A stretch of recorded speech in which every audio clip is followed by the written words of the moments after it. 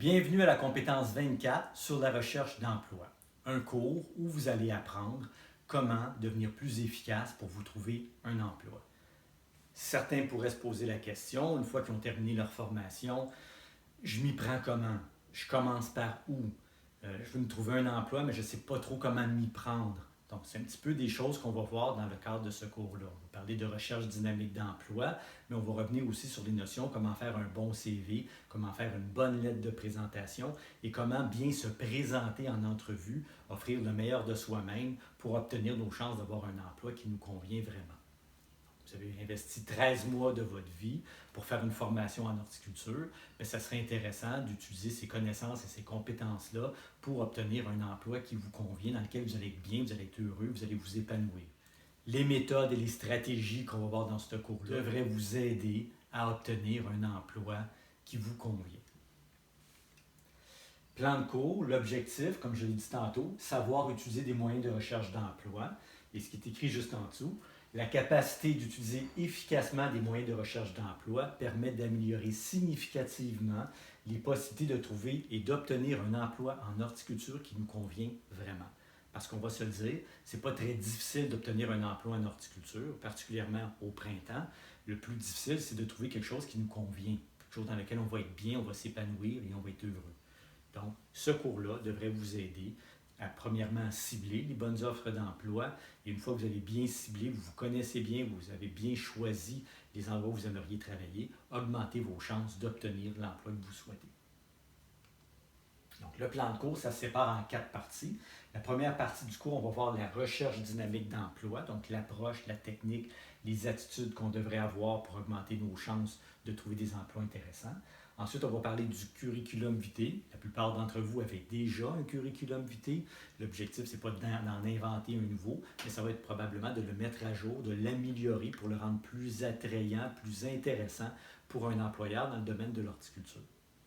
On va parler aussi de la lettre de présentation et on va devoir produire une lettre de présentation. On va en parler plus tard, mais la lettre de présentation, c'est comme si elle introduisait le CV.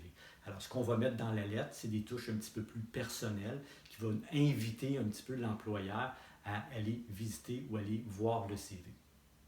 Et on va voir l'entrevue, comment se comporter en entrevue, ce qu'on doit faire, ce qu'on ne doit pas faire pour augmenter nos chances d'obtenir l'emploi, comme je disais tantôt, qui nous convient. Donc, c'est séparé en 4 parties.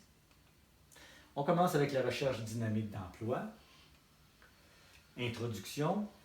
C'est quoi une démarche dynamique d'emploi? Il y a plusieurs attitudes ou plusieurs approches qu'on peut utiliser quand on cherche un emploi. Mais de rester chez soi puis de dire demain matin, je vais peut-être appeler à tel endroit. Après-demain, je vais peut-être aller visiter tel endroit puis voir s'ils cherchent du monde. Ah, peut-être que la semaine prochaine, je vais appeler telle personne qui aurait peut-être une idée s'il y a un poste en quelque part. Ce n'est pas une démarche dynamique d'emploi. Une démarche dynamique d'emploi, c'est une démarche organisée. Donc, on se donne une stratégie, on suit des étapes et le déroulement devrait nous amener à la fin à l'objectif qu'on vise, c'est-à-dire obtenir l'emploi souhaité. Donc, c'est une démarche organisée. Que doit-on investir pour que ça fonctionne? Évidemment, du temps, de l'énergie et ça va prendre de l'organisation aussi. Donc, il faut investir du temps. C'est quand même, il y a certaines personnes qui vont dire se chercher un emploi, c'est un emploi à temps plein. Donc, on ne fait pas un petit 15 minutes de temps en temps par jour. On se donne quelques heures par jour avec un horaire très précis et on se donne des objectifs. Donc, ce matin, je vais commencer par appeler tel employeur. Il va falloir investir de l'énergie, comme je le disais. Il va falloir être organisé. Il faut prendre des notes. Il faut être sûr de où on s'en va. Il faut savoir où on s'en va. Donc, ça prend une stratégie. Quelles sont les attitudes nécessaires pour améliorer nos chances d'obtenir un emploi? Évidemment, il faut être positif. Il faut être positif dans notre démarche, il faut être positif dans notre attitude et il faut être persévérant aussi. Parce que ce n'est pas vrai qu'on trouve toujours du premier coup l'emploi de rêve. Même dans certains cas, ça peut être une bonne idée d'obtenir un emploi qui va nous permettre éventuellement d'obtenir un autre emploi qui nous convient encore mieux. Et souvent, on va vivre des frustrations, on va vivre des refus. Ça va arriver des fois qu'on applique sur un poste qui nous convient vraiment, qui nous tente, mais que finalement, on ne passe pas à l'entrevue parce que quelqu'un d'autre de plus expérimenté a obtenu le poste à notre place. Donc, si on baisse les bras puis on abandonne, on n'arrivera jamais à notre objectif. Il faut être persévérant malgré les difficultés. Il faut être capable de continuer et de persévérer pour se rendre à notre objectif. Qu'est-ce qu'on devrait faire au début de notre démarche? Bien, avant même de commencer notre démarche, puis commencer à prendre le téléphone, puis se rendre chez un employeur, puis chez un autre, la première chose qu'on doit faire, c'est s'arrêter et se poser la question. Est-ce que je veux vraiment travailler? Vous allez me dire, c'est niaiseux comme question. Si je commence une démarche d'emploi, c'est parce que je veux travailler. C'est à moitié vrai. Ça peut arriver des fois qu'on commence une démarche parce qu'on pense que c'est le bon moment, mais on ne s'est jamais arrêté à se poser la question, est-ce que je suis vraiment prêt? Est-ce que ça me tente? Est-ce que c'est le bon timing pour moi? Par exemple, vous terminez votre formation, puis vous avez des enfants qui rentrent à l'école, par exemple, au mois de septembre, ou encore vous avez un conjoint ou un enfant qui est malade, vous avez des difficultés ou des choses à régler, bien, ça peut être une bonne idée, ou un déménagement, par exemple, bien, ça peut être une bonne idée de régler ces choses-là d'abord, puis ensuite d'être pleinement disposé à travailler. Si vous commencez votre démarche, puis vous faites ça à moitié, en faisant un pas en avant, un pas en arrière, ça va se sentir. Les employeurs vont le sentir dans votre ton, votre attitude, que vous n'êtes pas si intéressé ou pas si positif ou enthousiaste à l'idée de travailler et vous allez diminuer vos chances. Donc, avant même de commencer, arrêtez-vous 2 minutes et posez-vous la question, est-ce que je veux vraiment travailler? C'est-tu le bon timing? Je suis prêt? Ça me tente-tu? Et si vous répondez oui à toutes ces questions-là, bien go, on commence. Donc, quelles sont les étapes d'une recherche dynamique d'emploi? Je viens de le dire. La première chose, c'est de se poser la question, est-ce que je veux vraiment travailler, avant même de commencer les étapes. Puis ensuite, on y va avec les étapes. Il y a plein de façons de travailler. Il y a des gens qui vont dire, ben moi, je me suis toujours trouvé des emplois en pointant chez l'employeur, puis en allant me serrer la main, en remettant mon CV, puis ça fonctionnait. Oui, c'est une méthode qui existe. Mais il y a des méthodes qui sont encore plus efficaces que ça, ou des stratégies qui portent plus de fruits encore que celle-là. Donc, quelles sont les étapes d'une recherche dynamique d'emploi? Avant de commencer à se déplacer, la première chose qu'on devrait faire, c'est de s'asseoir 2 minutes, comme je disais tantôt. On a déjà pris la décision qu'on voulait travailler. Maintenant, on va s'asseoir, puis avec une feuille et un crayon, on va évaluer notre situation et nos points forts. Donc, je suis qui, moi? Qu'est-ce que j'aime dans la vie? C'est quoi mes forces? Dans quelle situation je me sens confortable ou inconfortable? Si je vais au premier emploi qui m'est offert, puis je me retrouve dans une situation où je ne suis pas confortable, ça ne fonctionnera pas. Ou ben non, je vais lâcher après une semaine ou deux, ou encore je vais persévérer puis je ne serai pas heureux dans cet emploi. Je vais revenir chez nous fatigué, frustré ou déprimé. Donc, ce n'est pas ce qu'on souhaite, évidemment. La première chose qu'on va faire avant de commencer à prendre le téléphone puis se pointer chez des employeurs, c'est d'évaluer notre situation et nos points forts. Qu'est-ce que j'aime, dans quoi je suis bon, dans quoi j'aime travailler.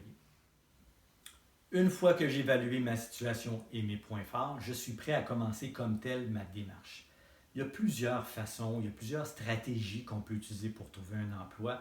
Moi, je vais vous en suggérer une qui est particulièrement efficace, et particulièrement efficace à mon avis dans le domaine de l'horticulture. Donc, je suis prêt à commencer. Qu'est-ce que je fais? Je vais me faire une liste d'employeurs. Je vais essayer de trouver un certain nombre d'employeurs, je dirais un minimum de 5-6 employeurs, idéalement même peut-être une dizaine. Donc, des employeurs qui pourraient être potentiellement intéressants pour moi. Certains vont dire, moi, c'est pas comme ça que je fonctionne. Quand j'ai le goût de travailler dans un endroit, je me pointe là, j'emmène mon CV, puis j'attends de passer une entrevue, puis j'espère avoir le poste. Ce n'est pas une méthode que je vous suggère en horticulture pour une raison très simple. En horticulture, il y a beaucoup d'offres d'emploi pendant une période de l'année qui est le printemps.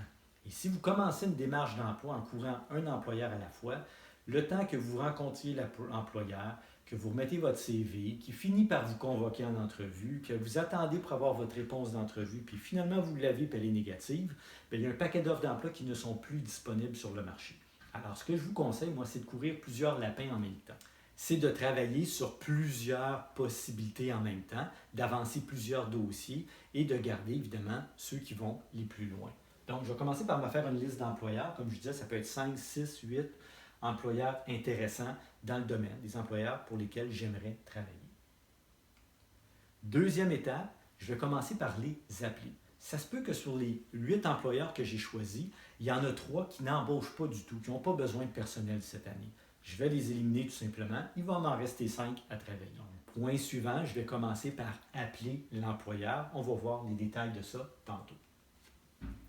J'appelle l'employeur dans le fond dans le but de lui envoyer un CV, puis d'envoyer ma lettre. Essayer de titiller un petit peu son intérêt pour ma candidature. Donc, je l'ai appelé. L'employeur m'a dit qu'il y avait un poste de disponible. Je lui propose d'envoyer mon CV et ma lettre. Et là, normalement, l'employeur devrait me recontacter.